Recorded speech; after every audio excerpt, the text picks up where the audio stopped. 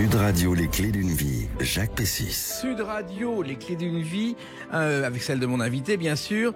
Un prix décerné après bien des décennies a récompensé une somme de travail que vous avez décidé de mettre en valeur à votre façon. C'est ainsi qu'aujourd'hui nous allons raconter des histoires, mais pas n'importe lesquelles, les vôtres. Bonjour Richard Gottener. Bonjour, comment ça va ? Très bien, parce qu'il y a longtemps qu'on vous a pas entendu. Et surtout, on va évoquer un spectacle étonnant que vous faites aujourd'hui au Lucernaire à Paris, les fins de semaine, un spectacle unique au monde.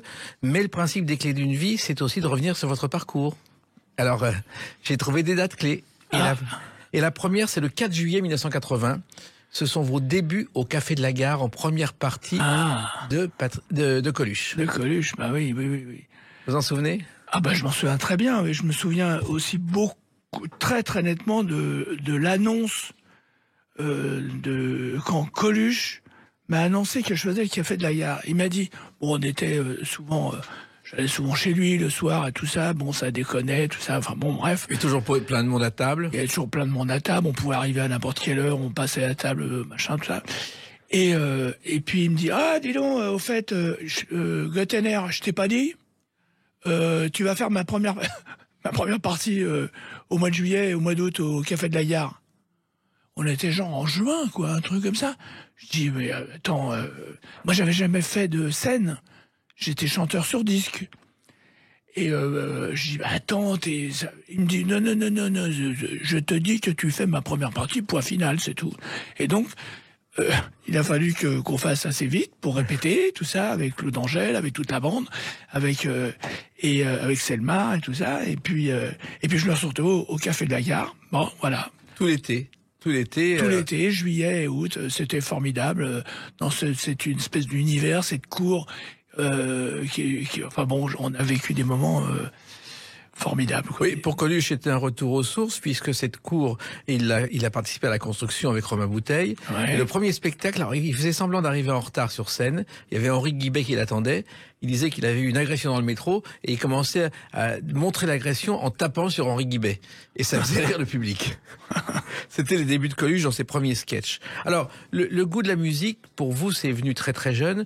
Et je crois que la radio a eu une importance considérable, Richard Gottener, quand vous avez entendu les Beatles que peu de gens connaissaient. Alors ça, c'est un cousin qui revenait d'Angleterre, qui avait été passé des vacances et qui avait rapporté un 45 tours, Love Me Do, qui était le premier, là, qui était un des premiers tubes des Beatles. Et je suis tombé complètement amoureux de ce truc-là. Alors, je suis très fier parce qu'en fait, j'étais un Beatles maniaque avant que le principe existe. J'étais fou de ça, moi. Évidemment, je me suis précipité pour aller acheter le 33 tours. Et quand je rentrais du lycée, je voulais pas rester à la cantine. Donc je rentrais chez moi et j'avais très peu de temps, quoi, pour repartir au lycée. Et je me mettais toujours un truc à fond, la caisse, avant de repartir. Et je ne sais pas pourquoi, j'avais fait une fixette sur un titre qui s'appelle It Won't Be Long, qui est pas le plus génial des Beatles, mais moi j'adorais ce truc-là. Il faut savoir qu'il y a une autre date clé chez les Beatles, c'est le 5 juin 75, quand John Lennon a rencontré Paul McCartney pour la première fois, sauf qu'ils se sont pas beaucoup parlé parce qu'il était totalement sous John Lennon, et le lendemain il avait oublié qu'il avait vu Paul McCartney. Ah d'accord. Ça s'est arrangé ensuite. Alors, finalement, rien ne vous prédisposait à la musique, Richard Gottener ? Rien, non, d'un point de vue professionnel, non. Moi, j'étais là où on peut dire, découvert le chant, la musique. C'était d'abord chez les éclaireurs, peut-être les louveteaux. Après, j'ai eu les éclaireurs, et ça a été en colonie de vacances où il y avait, où j'ai rencontré Jackie aussi. On avait 12 ans et demi, Jackie chez Dorothée. Et c'est là que moi, soit j'étais toujours au fond de l'autocar à chanter avec les imbéciles de service, soit on faisait des sketchs où ça chantait et tout ça. Moi, j'ai toujours aimé ça, quoi. Voilà. Et je chantais, disons, juste, voilà. C'était aussi important, quoi. Ouais. Et Jackie, justement, il l'a lui aussi chanté. Il a fait un tube avec cette chanson.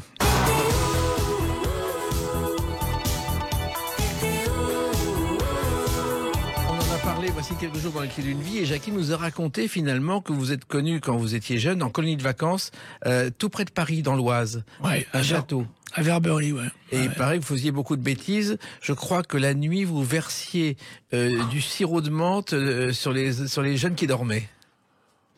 On faisait les imbéciles. On était, ça s'appelle des déconneurs un peu, voilà. Ouais. Voilà, on n'arrêtait pas. Alors on mettait, par exemple, on prenait du papier hygiénique dans lequel on mettait du sirop de menthe ou de fraise et puis on balançait ça. Enfin, c'était n'importe quoi. Mais bon, on était. Alors, ce qui était génial, c'est que en fait, les moniteurs, qui étaient des mecs absolument formidables, ils avaient compris qu'ils pouvaient pas arrêter ça. Alors, ils ont canalisé. C'est-à-dire qu'ils nous ont dit, bon, les mecs, bah, puisque vous aimez faire rigoler, eh ben, préparez-nous un spectacle. Voilà. Donc, en fait, c'était canalisé et ça a été vraiment mes premiers contacts avec le spectacle. C'était dans cette colonie de vacances, quoi, qui était formidable. À Verberie. Et je sais aussi qu'à l'époque, vous étiez fan de Poiré et Serrault et vous avez voulu monter un duo.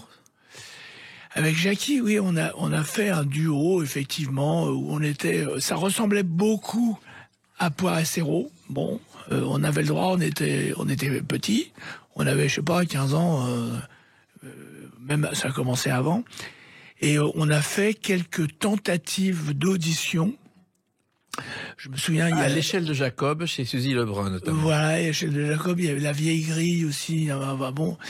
Et je me souviens d'une réaction, il y avait donc le patron qui nous avait auditionné, il était tout seul dans la salle, nous on était sur scène, il avait retourné sa chaise, il avait les bras croisés sur le dossier de la chaise, il nous a laissé faire, et puis à la fin il nous a dit, mais les gars, où vous voulez en venir exactement? Nous, c'était pour faire rigoler, mais apparemment, ça n'avait pas fait beaucoup marrer. C'était un peu surréaliste qu'on faisait, enfin, quand même, un peu. Oui. Mais en même temps, moi, à l'échelle de Jacob, vous n'avez pas eu de chance, vous n'avez pas été pris, mais il y a eu deux autres auditions qui ont marché. Brel, qui a débuté là-bas, et Thierry Leluron, à peu près à cette époque-là, qui lui aussi a débuté à l'échelle de Jacob. Il a fait une audition, il a été pris, lui. Ouais, mais je pense qu'à l'époque où on a fait ces auditions, on n'avait pas beaucoup de talent, je pense.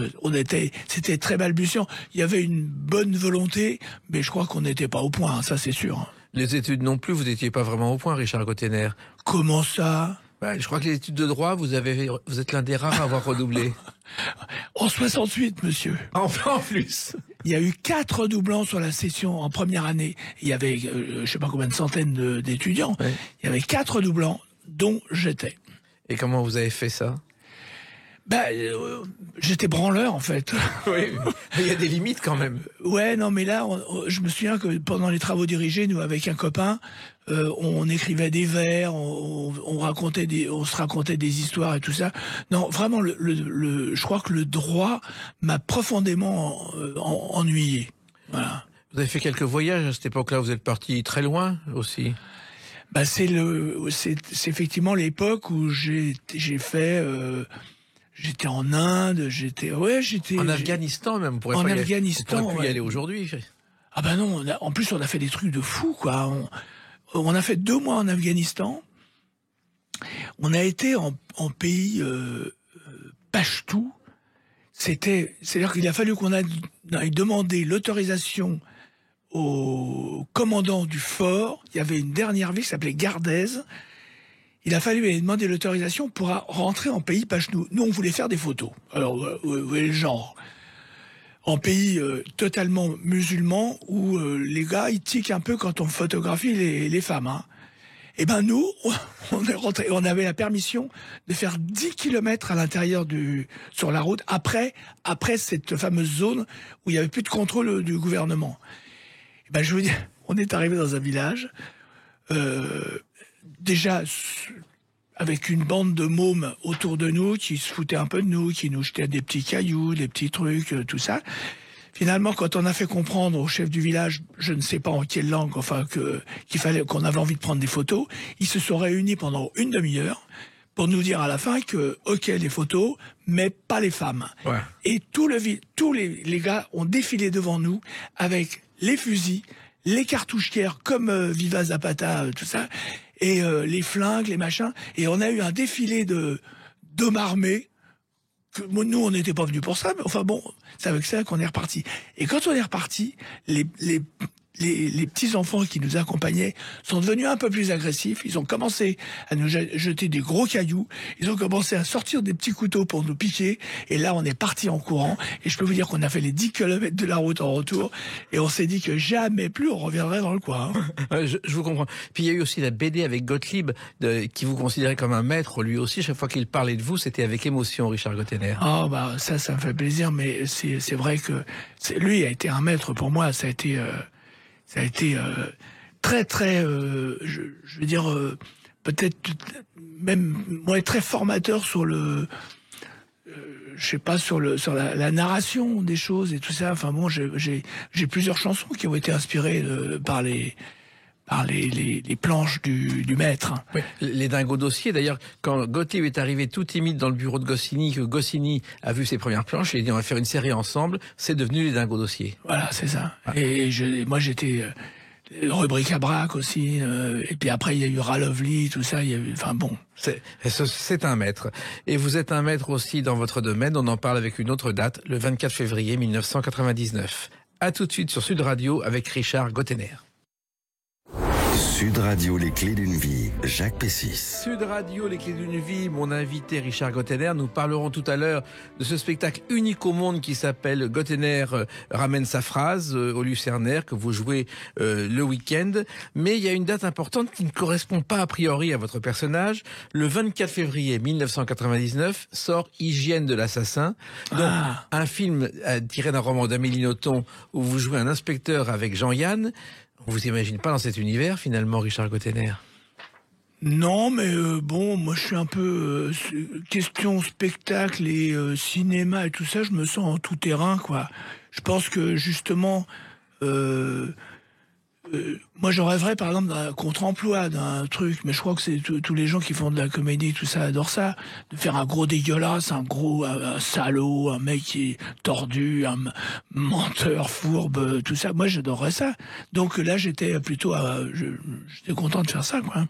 Alors votre univers c'est plutôt la pub, et je crois qu'il y a un livre. Non. Non, au départ, la pub. Un petit peu. Il y a Voilà, il y a un livre qui a tout déclenché. C'est la pub, une force au service de l'entreprise d'un certain Robert Leduc, chez Duno. Exactement. Et le livre est en vente 2,50 € aujourd'hui, 2,50 € sur Internet, oui. C'est vrai, ouais, ça, c'est-à-dire que j'étais, je savais, comment dirais-je, quand je faisais du droit, quand j'étais étudiant en droit, je me barbais, donc. Et puis, comme les sketchs et tout ça, c'était pas bon, ça marchait pas très fort avec. Je me suis dit, comment je peux canaliser sur ça, quoi. Comment je peux faire pour mettre ma fantaisie et mon envie de création pour en faire un métier, quoi. Et je me suis dit, pourquoi pas la pub? Finalement, ça peut. Alors, j'ai lu. En fait, c'est pas tout à fait ça. C'est-à-dire que il y a un copain qui m'a dit un jour, à la fac, qui m'a dit, est-ce que tu veux, attendez, il faut que je reprenne encore un petit peu en avant, parce que, étant étudiant, je faisais des petits boulots. Oui. Je me suis retrouvé à faire des enquêtes de marketing, vous savez, dans la rue, poser des questions.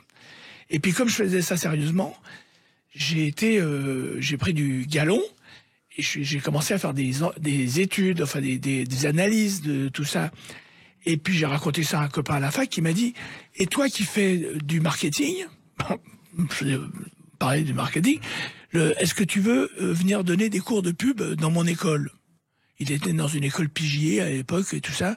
Mais je dis « Mais j'y connais rien. » Il me dit « On s'en fout, on n'est pas là pour leur apprendre, on est là pour les amuser. » Bon, ça amusé, ça me plaisait bien quand même.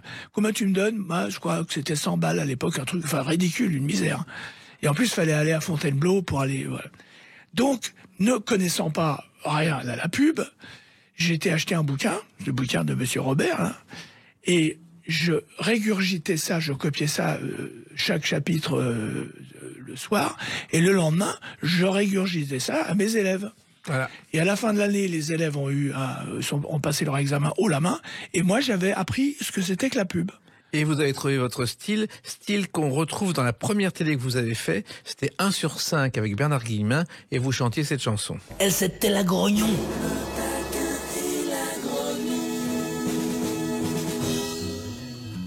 Il promenait sa bonhomie, bras ballants, mains dans les poches, et son harpie de bonhomie suivait en lui sonnant les cloches. Il y a vraiment sur cette télé une joie de vivre, une fantaisie qui a surpris tout le monde et qui a fait votre premier succès, Richard Gottener. Je ne sais pas quoi vous dire. Non, mais et d'ailleurs, Bernard Guillemin dit que vous faites de la pub, mais il ne dit pas que vous êtes aussi l'un des pionniers d'un autre genre de publicité. Écoutez cette pub. Tu bagues nos deux dans les pâturages, tu t'en vas te promener. Et le nombre de pubs de Richard Gottener qu'on a entendu à la radio, car vous avez créé une agence de pub et de jingle et qui n'était pas comme les autres. J'étais pas agence, je travaillais avec les agences, j'étais maison de production. C'est-à-dire que nous, les agences nous donnaient le problème à résoudre. Ou alors, enfin, en tous les cas, ils avaient résolu déjà le problème marketing, on va dire, et ils nous donnaient à concevoir la création. Donc, moi, ça me plaisait beaucoup parce qu'il y avait, fallait disons que c'était un peu comme chez les pharmaciens on nous donnait le produit actif et il fallait qu'on trouve le sirop, quoi. Voilà. Donc l'excipient. Et ça me plaisait beaucoup. Et c'est pas très loin, en fait. C'est pour ça que j'ai dit non tout à l'heure quand vous m'avez parlé de la pub. Parce qu'en fait, pour moi, il n'y avait pas de différence entre la création publicitaire et la chanson, le spectacle et tout ça. J'ai jamais fait la différence. Et peut-être parce que vous avez eu l'expérience d'une agence de pub qui était Walter Thompson, qui était aux États-Unis la première agence de pub créée par un certain J. Walter Thompson en 1896. Alors là, c'était pas une agence très créative, ça. Hein. Non. Elle était hyper lessivière, comme on dit. C'était une agence qui était à cheval sur le marketing à fond. D'ailleurs, je me suis fait virer. Oui. Ouais. Pas avec pertes et fracas, mais gentiment, on m'a éconduit. Et le directeur de création, parce que moi j'en avais marre, tout ce que je faisais, ça n'aboutissait pas. Et le directeur de création à l'époque, qui était devenu un copain, je lui dis, je me casse, j'ai envie de me casser, tout ça. Il me dit, tu ne bouges pas. Si tu bouges, tu vas partir sans les indemnités. Et si tu bouges pas, on va te foutre dehors et tu auras des indemnités. Et avec lui, il s'est fait virer. Et il m'a dit, confidence pour confidence, moi aussi je vais te virer. Et on a mis nos indemnités en commun et on a fait cette société de production, donc Gatkies Production, qui existe toujours et qui est toujours ma maison de production. Et avec comme complice dans Selma Rangel et que vous avez connu, et Claude Angel, qui sont vos complices depuis toujours. Alors ça a été, disons que ça a été, ils sont venus tout de suite, pratiquement dès le début. Un jour j'ai rencontré... comme on était on faisait des enregistrements qui plaisaient techniquement, qui étaient, comme je faisais ça dans ma cave et tout ça, c'était pas toujours broadcast, hein. C'était donc il y a une agence un jour qui m'a obligé à prendre des musiciens. Il y avait dans ce groupe, il y avait Claude Angel, il y avait Yannick Top, il y avait il y avait toute une bande de musiciens de studio à l'époque qui était très très bien. Et je suis arrivé avec mon cahier et j'ai dit à Claude Angel, qui était guitariste de Magma à l'époque, je lui ai dit, est-ce que ça vous brancherait de faire des chansons pour moi? Je lui ai filé mes textes, il m'a rappelé. Et puis voilà. Et, donc la première année, on a loué, surtout lui d'ailleurs, un 16 pistes qu'on a mis dans sa salle de bain. Il y avait les filles qui passaient sous la porte et tout ça.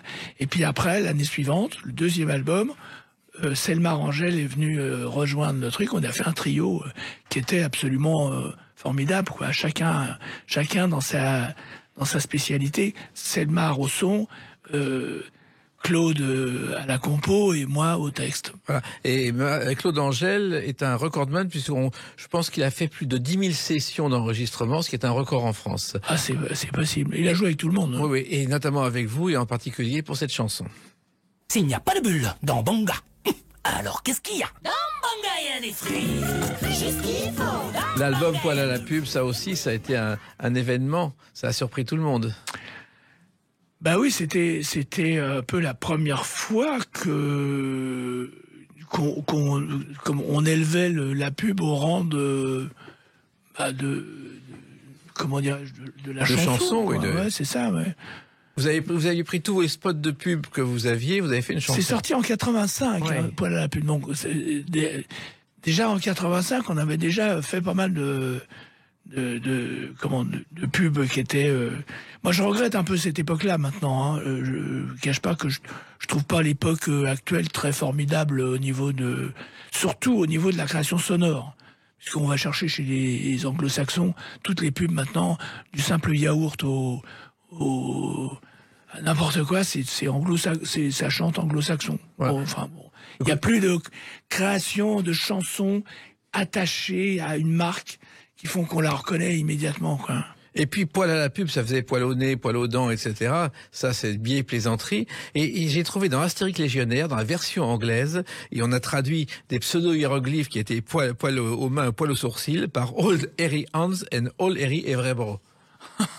C'est traduit, les Anglais ont traduit littéralement. Littéralement. Ouais. Et ça marche? Et ça, on sait pas si ça marche. On sait pas si ça marche. Ouais, parce que c'est autre chose. Mais c'est vrai que ce sont des plaisanteries qui vous ont toujours fait rire et qui font rire des générations. C'est des trucs de potage, quoi. C'est des trucs bêtes, bébêtes. Moi, je suis assez client du bébête. Je crache pas sur le bébête.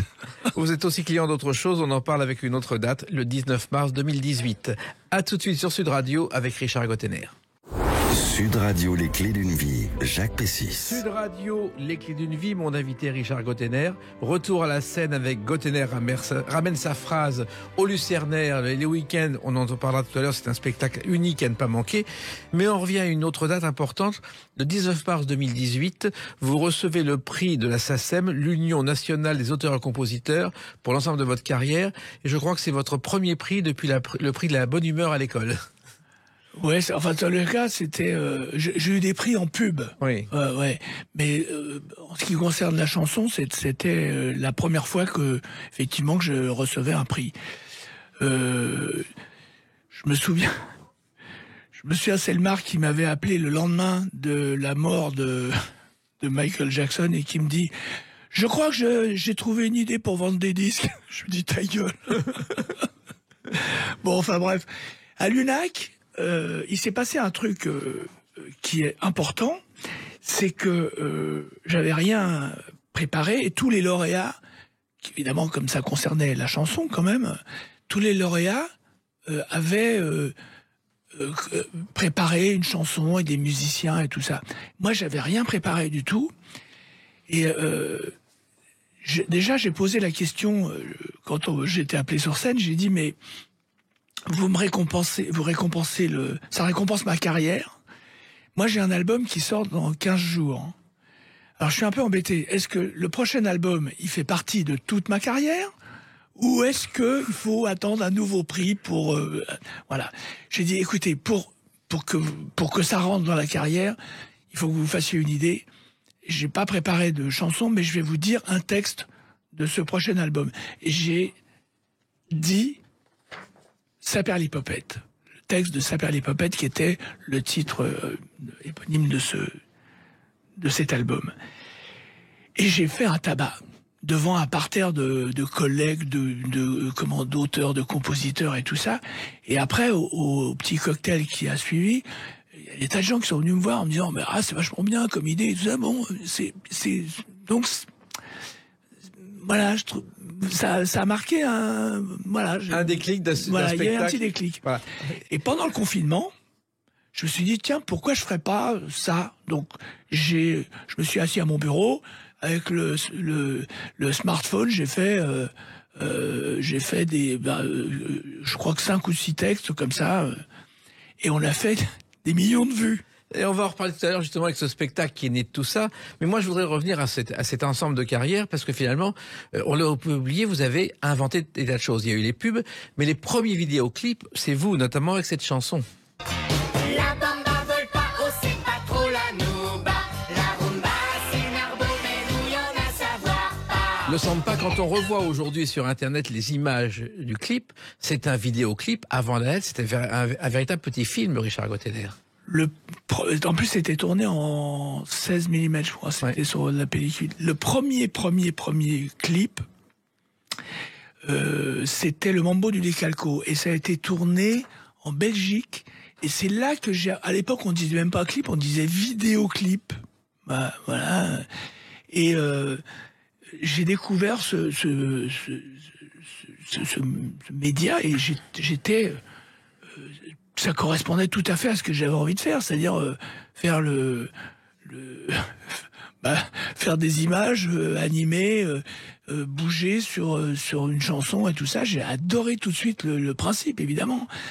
Et donc il y a eu le Mambo du Décalco, il y a eu le Yuki, il y a eu que j'ai fait aussi en Belgique, le Sampa et puis bon plein d'autres. Mais à l'époque personne n'en faisait, c'était pas. Il y avait eu les Scopitone de Claude Lelouch, mais c'était tout. C'était, ça a été les premiers, ouais. Et alors j'ai redécouvert que le premier clip de l'histoire, c'est un certain William Kennedy Dixon, qui était l'assistant de Thomas Edison en 1895. Il se met devant une sorte de caméra, il joue au violon une ritournelle d'un compositeur français, Jean-Robert Planquette, c'est pas très très juste. Il a une sorte de pavillon devant lui et c'est considéré comme le premier clip de l'histoire. D'accord. C'est des images qui existent, ancêtres du cinéma. Et puis, il y a eu ces clips, la vidéo. Le cinéma vous a toujours intéressé. Et vous êtes un jour, Richard Gottener, passé à la vitesse supérieure avec ce film.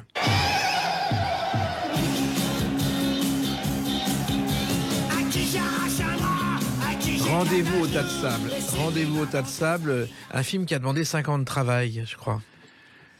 Ouais, on a écrit ça avec Jean-Pierre Dombois, un vieux camarade, enfin pas un vieux camarade, un camarade de longue date, on va dire, voilà, qui était là dès le début, dès le premier album.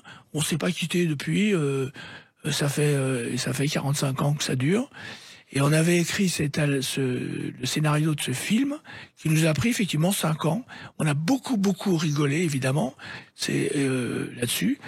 Et puis voilà quoi, c'est un film qui comment dirais-je, qui a pas eu un succès commercial. Enfin, c'était plus marrant de compter les gens qui ne venaient pas plutôt que ceux qui venaient le voir. Mais c'est drôle parce que maintenant c'est un film qui est un peu culte. C'est-à-dire qu'il y a des aficionados qui adorent ce truc-là, qui connaissent les dialogues par cœur, et c'est vrai que c'est un film qui est un peu... Moi, quand je vois la manière dont je joue, je pense que je ferais mieux aujourd'hui. Mais il y avait une fraîcheur, il y avait un truc, il y a quelque chose, il y a un truc qui était un peu barjot aussi. Ce combat de rock qui est totalement... qui est une espèce de truc qui n'existe pas. Comme j'adore faire des trucs qui n'existent pas auparavant, bah là, j'étais parfaitement joyeux. Oui, l'histoire, c'était des musiciens qui devaient participer à un concours de rock, c'est ça? C'est ça, ouais. Et ça délirait. Et c'est vrai que c'était un film peut-être en avance sur son temps, parce que le nonsense que vous pratiquiez dans ce film, c'était plutôt britannique que français. C'est vrai. Alors, il y a eu aussi quelqu'un qu'on voit peu aujourd'hui. Il a fait, je crois, une tournée en 2017 avec un nouveau spectacle. C'est Django Edwards, qui était à l'époque au sommet de sa gloire, Gottener. Absolument. Et c'est lui qui tient le rôle du chanteur du groupe adverse. Voilà. Et on a eu quelques frayeurs parce que c'était pas un acharné du boulot. Lui, il parle pas un mot de français. Non, il est américain, il est en France, mais il parle pas français. Voilà. Et donc, il fallait qu'il fasse un playback avec un truc qui était bien articulé, qu'il fallait qu'il soit... c'est Bernie Bonvoisin qui chante, d'ailleurs, qui fait sa voix. Et donc, ça s'est bien passé quand même. Voilà. En même temps, aujourd'hui, donc, je crois qu'il a fait une tournée en France en 2016 avec un spectacle à l'Apollo Théâtre et au Festival d'Avignon. Et depuis, pas de nouvelles. Peut-être à la retraite. Ah oui. Oui. Je sais pas. Alors, il y a eu le cinéma qui a été une belle expérience. Vous avez d'ailleurs tourné dans beaucoup d'autres films. Il y a eu quelques expériences au cinéma. Et puis, il y a eu la découverte importante pour vous de l'informatique qui a changé finalement votre vie, Gottener. Bah, ça a été je voulais pas. en fait, j'ai mis du temps parce que j'étais très stylo, plume, remplir mon stylo avec de l'encre, de papier. Alors, pour écrire des chansons, il faut recopier beaucoup, recopier, recopier, tout ça pour virer les trucs, nettoyer au fur et à mesure, tout ça. Et puis c'est Selmar qui m'a dit mais tu devrais essayer, tu verras, essaye, tu verras bien. J'ai essayé ce truc-là. En fait, le premier truc qui m'a intéressé, c'est pas tellement l'écriture. Ça viendra dans un deuxième temps. C'est surtout le graphisme. Et là, je me suis amusé comme un petit fou. Avec Photoshop, avec Illustrator et tout ça. J'ai adoré ce truc-là. Et j'ai fait, maintenant, je me suis un peu calmé, mais je peux pas sortir une pochette de disque et tout sans mettre mon grain de sel, quoi. Voilà. Et la première pochette de disque que vous avez fait, de CD, qui était un de vos CD, c'était pour cette chanson.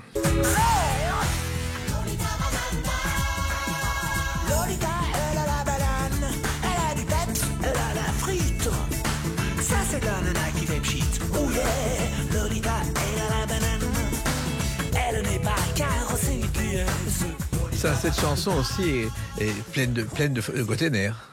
Ouais, c'était tendance banane, l'album. Exactement. C'est ça, ouais. Alors, curieusement, il y a eu un concours de drag queen à la télévision il y a pas longtemps. Je sais pas si vous le savez, mais en demi-finale, une concurrente mexicaine qui se faisait appeler Lolita Banana. Ah ouais? Ouais. Elle a fini 3e.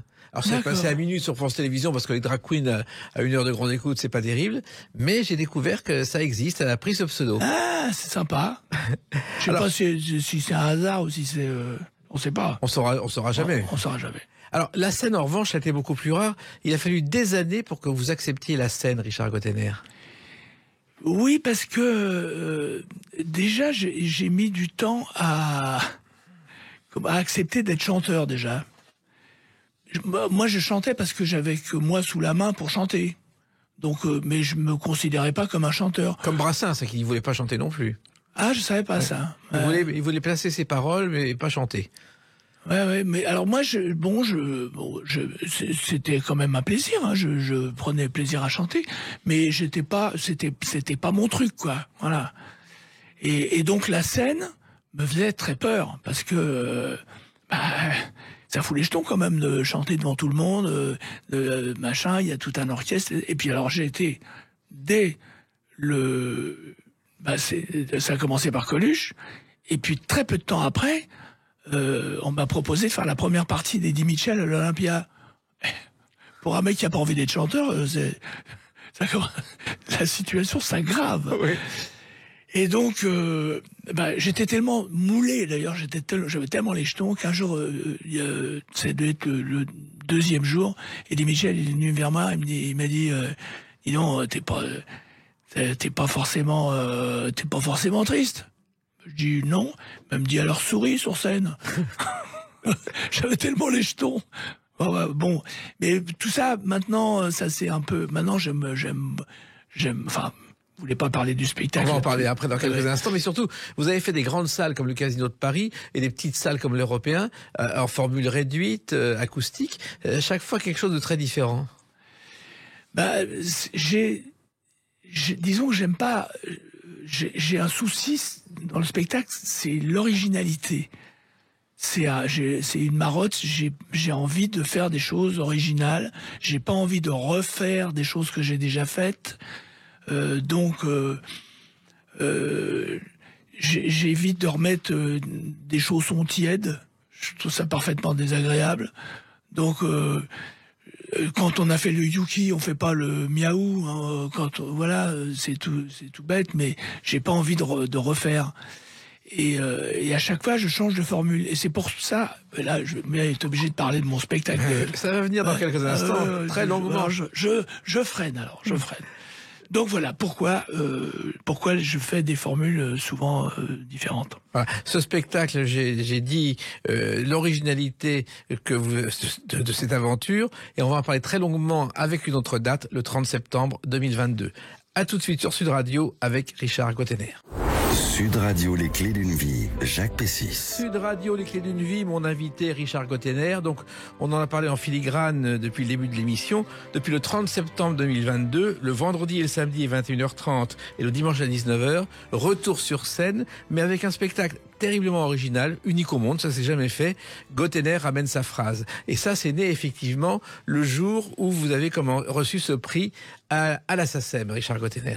Ouais, où j'ai dit un texte de chanson plutôt que de le chanter. Et là, j'ai découvert un truc. Il y avait quelque chose. C'était pas ça ouvrait une voie. C'est-à-dire que d'un seul coup, le texte prenait une autre dimension. Il y avait un autre. On n'entendait pas tout à fait la même chose. Et donc j'ai fait pendant le confinement, j'ai fait ces quelques textes, je crois qu'il y en avait 5 ou 6. Bon, on a fait pareil, on a fait un carton et tout. Sur les réseaux sociaux, sur votre site Gottener. On l'avait fait sur Facebook, ouais. Et je me suis dit bon bah il faut faire un spectacle. Alors j'avais commencé à répéter parce qu'il faut les apprendre les textes, hein. Parce que ça n'a rien à voir, je les connaissais en chanson, oui. Mais le fait de les dire, ça change la mémoire, elle n'est pas pareille. Donc j'avais commencé à répéter, puis vu que on était dans le confinement, tout ça, je voyais que les spectacles étaient arrêtés, tout ça, j'ai tout arrêté, voilà. Et puis lors du deuxième confinement, là, je me suis dit non, c'est pas possible. Je m'en fous, je répète, on verra bien, mais faut que le jour où ça va s'arrêter, il faut que je sois prêt.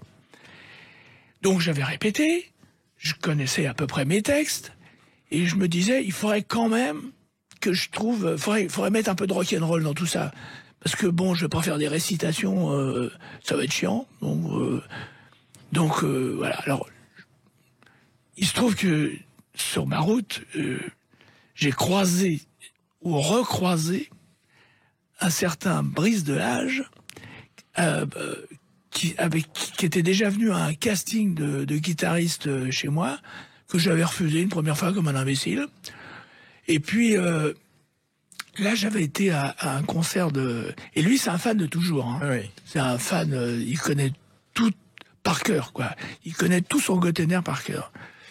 Donc, c'était un concert de Ramon Pipin avec c'est les excellents, non? Les excellents, oui. Avant, il y a eu Odeur, il y a eu Au Bonheur des Dames, maintenant, c'est les excellents. Et je vois ce gars qui fait un solo monstrueux avec un ukulélé fait avec un bidon d'huile et un manche de ukulélé. Je dis, mais qu'est-ce que c'est que cet oiseau? C'est du De Vos, hein, c'est ce que... Et donc, je dis à Jean-Pierre... mon acolyte de toujours, Jean-Pierre Dambois, je lui dis, mais c'est quoi ce mec-là? Mais il me dit, tu l'as déjà... D'abord, il te connaît par cœur, et puis... Donc, je me dis, il faut que je pose la question à ce gars-là, quoi. Je pose la question, et le mec est emballé tout de suite. Donc, on organise des répètes chez moi, à la campagne, il vient 3 jours... On commence à bosser, tout ça, on fait un truc. Et puis, au bout de 3 jours, je dis, bon, bah, le 4e jour, je dis, on va faire un petit filage de ce qu'on a fait pour voir un peu ce que ça donne. Oh la vache, une catastrophe. Ah bon? Rien d'intéressant. C'était pas bien, c'était pas bien. Alors moi, j'ai masqué grave, hein, quand même. Je me suis fait un herpès en un quart d'heure. J'avais un énorme herpès labial. Et puis, pendant 1h30, je crois que j'ai pas prononcé un mot. Je réfléchissais au truc, je dis, c'est pas possible, l'idée, elle est bonne, il faut qu'on trouve le truc, quoi. Et j'ai dit, bon, ok, je crois que j'ai compris. En fait, ça revenait à un mec qui récite des trucs avec un gars qui accompagne derrière. C'était pas ça qu'il fallait faire. Donc on a tout rasé. On a repris les trucs un par un, et on est arrivé à une formule qui n'a rien à voir avec ça. Ça n'a rien à voir avec un gars qui récite et avec un mec derrière qui accompagne. Le mot accompagne, il a été banni. C'est un gars qui illustre le propos, qui fait des interventions, des bruitages. Il y a un va-et-vient entre nous, entre les mots, entre les sons. et puis surtout, je fais des personnages, je rentre à fond dans le truc. C'est plus de la récitation, c'est de la vraie comédie, c'est du vrai théâtre. Et moi qui aime bien bouger et tout ça, je peux vous dire que je me régale. Voilà. On a un extrait d'ailleurs tout près. Ou bien je l'oxy, ou c'est lui qui pique. Je sonne la Lali, j'ouvre la lumière électrique. J'en ai ma claque de tourner en bourrique. On est Ça vraiment me fait dans pas un longtemps. dessin animé avec les bruitages derrière. Ben, il y a un peu de ça, ouais. Il y a vraiment une Une osmose ouais. complète. Puis alors c'est ce qui est assez sympa et ce qui est un peu spectaculaire, c'est que c'est réglé, c'est réglé comme de l'eau source. Oui. Parce que c'est de la mécanique, c'est de l'horlogerie suisse, quoi. Il faut on n'a pas le droit à l'erreur. Alors, de temps en temps, il y en a parce que c'est un spectacle vivant. Donc de temps en temps, c'est un petit croche-patte, tout ça. Mais normalement, on n'a pas le droit au croche-patte. C'est ce que disait Robert Derry avec les Branquignoles. Un jour, un comédien, Pierre Tornade, a rajouté un mot. Il s'est fait insulter dans les coulisses. La mécanique d'un spectacle, elle ne bouge pas. C'est ça, c'est ça. Alors, le problème, ça a été de choisir les chansons, parce que vous avez quand même un gros répertoire. Comment avoir choisi les 20 chansons que vous racontez, Gottener? D'abord, évidemment, j'ai été vers les tubes. Tout de suite, j'ai été dire, bon, on va prendre celles qui sont... Et puis, en fait, c'était pas forcément la bonne attitude. Parce que, par exemple, un mambo du Decalco, ça marche pas dans ce principe-là. Ah bon? Non, ça marche pas. Il n'y a pas assez de... C'est un truc qui marche. Il faut vraiment la musique avec.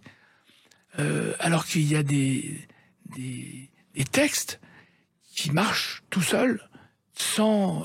Parce qu'il y a déjà... Il y a de la musique dedans. Rythmiquement, c'est structuré et tout ça.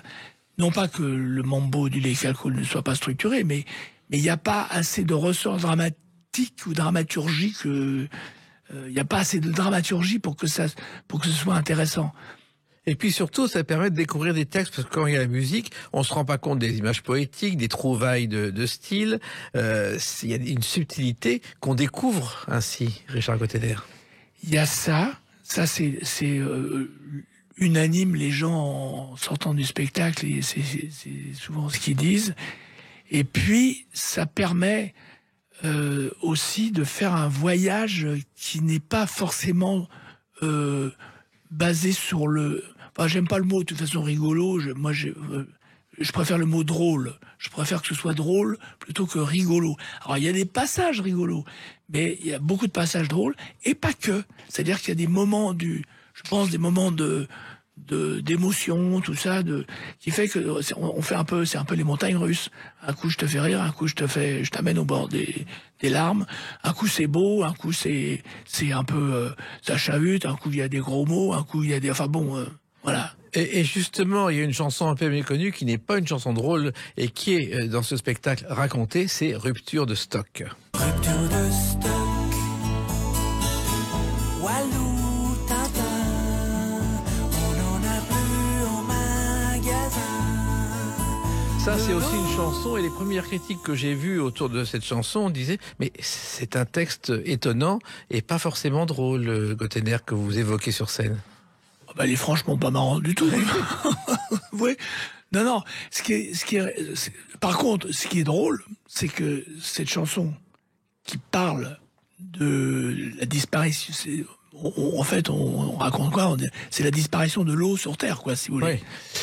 Et c'est une chanson qui a été écrite il y a 32 ans.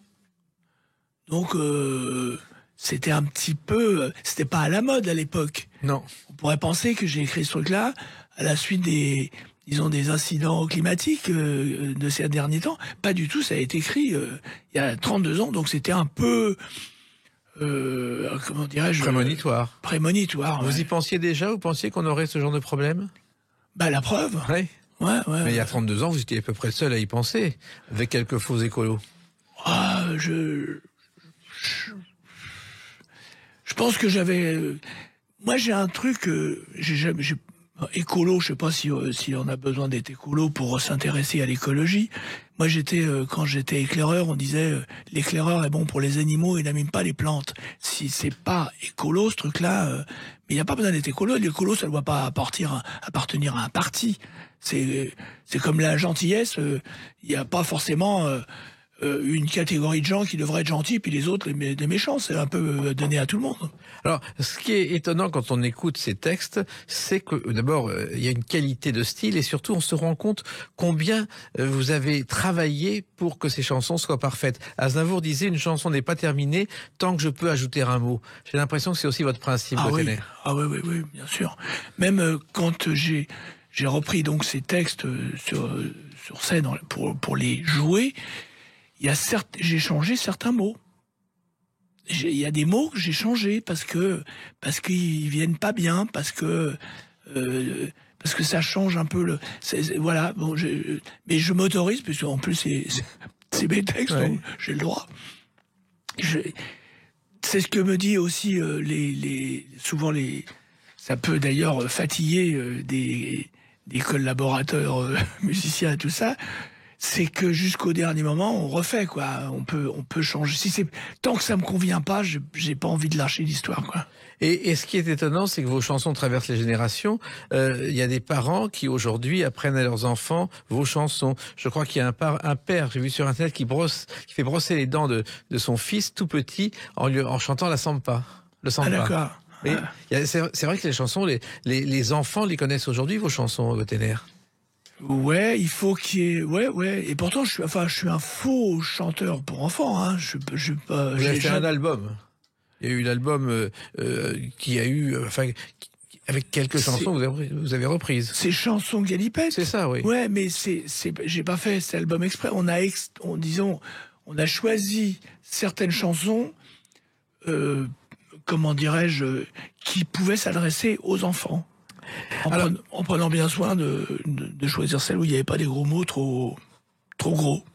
Avant le Lucernaire, je crois que vous avez fait la première à Namur, dans une ancienne église. C'est assez étonnant. Ouais. Ah oui, c'était étonnant. Il y avait une chaire qui était juste à côté on pouvait avoir accès à cette chaire juste à côté de la scène. Et je me suis dit, j'y vais ou j'y vais pas. Parce que ça donne envie Et puis en fait, j'y ai pas été parce que je me suis dit, bon, c'est pas la peine, on va pas. Faut respecter les croyances des gens. Donc j'ai préféré ne pas le faire. Mais vous avez peut-être pour la prochaine. Ouais, non, je sais pas, je suis pas très. J'évite ça comment dirais-je, de blasphémer. Ouais, blasphémer, on peut rigoler avec des tas de trucs, on n'a pas besoin de ça, quoi. Alors, pour l'instant, donc, ce spectacle, encore une fois, unique, et que je recommande à celles et ceux qui vous aiment et qui ne connaissent pas vos chansons aussi, il y en a quelques-uns encore, d'aller voir Gottener ramène sa phrase, donc le vendredi et le samedi à 21h30 et le dimanche à 19h, et puis il y aura peut-être une tournée derrière. Non ? Ah bah oui, ça commence à se préparer, là. Parce que finalement, vous avez trouvé un nouveau style, et encore une fois, vous êtes le seul à le faire. Ouais, c'est vrai que moi je savais pas au départ. On me l'a dit après coup. On m'a dit mais finalement ce truc-là ça existe pas. Il y a jamais un chanteur qui a fait ça. Nougaro il avait fait je crois les fables de Ma Fontaine, mais il chantait ses textes. Là ça chante pas du tout ça. Et puis avec avec Brice de l'âge, il se passe un truc parce que lui c'est quand même une sacrée guitare, hein. Donc il se passe un truc très joyeux, c'est pas du tout c'est pas une soirée de poésie, hein, c'est une soirée Gottener. Ouais. Donc, Gottener ramène sa phrase au Lucernaire jusqu'à la fin de l'année, vendredi, samedi 21h30 et dimanche 19h. Et puis, bientôt la tournée. Et on en est heureux pour vous et pour ceux qui vous aiment. Bon, c'est très bien. Merci Gottener, merci d'avoir participé à cette clé d'une vie et de vous être raconté ainsi comme toujours. Merci beaucoup à vous. Les clés d'une vie, c'est terminé pour aujourd'hui. On se retrouve bientôt. Restez fidèles à l'écoute de Sud Radio.